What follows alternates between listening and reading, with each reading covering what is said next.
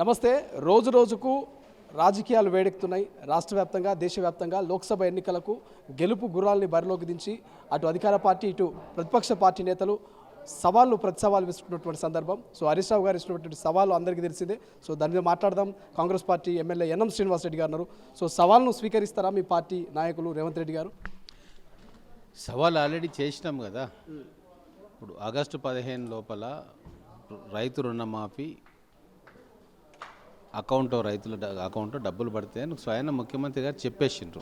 ఒకవేళ అది జరిగితే మీ బీఆర్ఎస్ పార్టీని రద్దు చేసుకోమని చెప్పి సవాల్ ఇచ్చిండ్రు.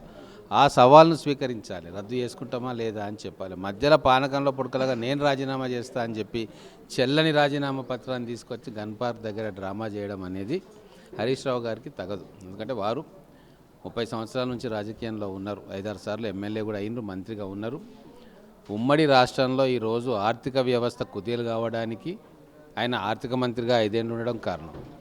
ఇరిగేషన్ ప్రాజెక్ట్స్ మొత్తం కుప్పగూలడానికి ఆయన ఇరిగేషన్ మంత్రి 5 సంవత్సరాలు పనిచేసింది. కాబట్టి ఈ వ్యవస్థల విధ్వంసానికి పూర్తిగా ఆయన కూడా కారణమే. అటువంటి వ్యక్తి ఈరోజు తన ఇమేజ్ని పెంచుకోవడానికి పార్టీ ఓడిపోతూ ఉంది మెదక్ పార్లమెంట్ సీటు, కాబట్టి ఎలాగోలాగా గెలిపించుకోవడానికి లేదా కనీసం సిద్దిపేటలో మెజార్టీ తీసుకురావడానికి చేస్తున్న విఫల యత్నం ఇది రాజీనామా డ్రామా తప్ప ఇంకోటి ఏది కాదు. కానీ ప్రధానంగా ఏదైతే 15 ఆగస్టు కల్లా ఖచ్చితంగా రుణమాఫీ చేస్తామని లక్ష్మీ నరసింహస్వామి మీద ప్రమాణం చేస్తారు. ఇంతకుముందు కూడా నేను ఓడిపోతే కొడంగల్లో పోటీ చేయనటువంటి రేవంత్ రెడ్డి గారు పోటీ చేసి మాట తప్పిరు. ఇవాళ ప్రామిసరీ నోట్లు అయిపోయినాయి, మళ్ళీ దేవుళ్ళ మీద ప్రమాణం చేస్తారు. ఎట్లా నమ్ముతాము? అసలు 15 ఆగస్టు లోపల రుణమాఫీ కాదు అనేటువంటి స్టేట్మెంటే చేస్తారు. నిజంగా చేయలేకపోతారా? ఖజానా లేదా? అంటే వాళ్ళు చేసిన విధ్వంసం మీద అంత నమ్మకం ఉంది. ఆర్థిక వ్యవస్థను అతలాకుతలం చేసి మళ్ళీ ఇంకెవ్వరు కూడా దీన్ని సరిచేయలేరు అనే నమ్మకంతో మాట్లాడుతున్నట్టున్నాడు హరీష్ రావు. కానీ రేవంత్ రెడ్డి గారు, కాంగ్రెస్ పార్టీ ఖచ్చితంగా విధ్వంసమైన ఆర్థిక వ్యవస్థను గాడిలో పెడతా ఉంది.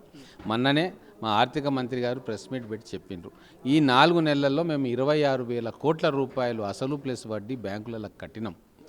అంటే 4 నెలలకే అంత అప్పు గుదిబండగా తెలంగాణ ఆర్థిక వ్యవస్థ మీద ఉన్నా కూడా చాలా జాగ్రత్తగా ఖర్చు పెట్టుకుంటూ ప్రజలకిచ్చిన హామీలు కానీ సంక్షేమ పథకాలు కానీ ఒకటిగా తీరుస్తూ ఉన్నాం. ఒక చిత్తశుద్ధితోటి, క్లియర్ మైండ్ తోటి ప్రజల సంక్షేమమే దిక్సూచిగా మేము పనిచేస్తున్నాం. అది వాళ్ళకు కూడా అర్థమైపోయింది. వాళ్ళు చేసినట్టుగా దుబారా చేయలే, వాళ్ళు చేసినట్టుగా 100 కోట్లతోటి బిల్డింగులు కట్టలే, ప్రగతి భవన్లు కట్టలే, సచివాలయాలు కట్టలేదు. ఇంకా అవసరం లేకుండా ఫామ్ హౌస్లకు 4 వేస్ 6 వేసు లేన్లు హైవేలు వేసుకోలే. మేము ప్రజలకు ఎక్కడ కావాలనో అక్కడ ఖర్చు పెడతా ఉన్నాం. కాబట్టే ఉనికి ప్రశ్నార్థకమవుతా ఉంది. ఈరోజు 17 పార్లమెంట్లలో ఒక్క పార్లమెంటు కూడా గెలిచే పరిస్థితి బీఆర్ఎస్కు లేదని అర్థమైంది. కాబట్టే ఇమేజ్ పెంచుకోవడానికి, పడిపోతున్న గ్రాఫ్ను ఆపుకోవడానికి హరీష్ రావు గారు ఈ రాజీనామా డ్రామా తీసుకొచ్చి గన్ పార్క్ వచ్చింది.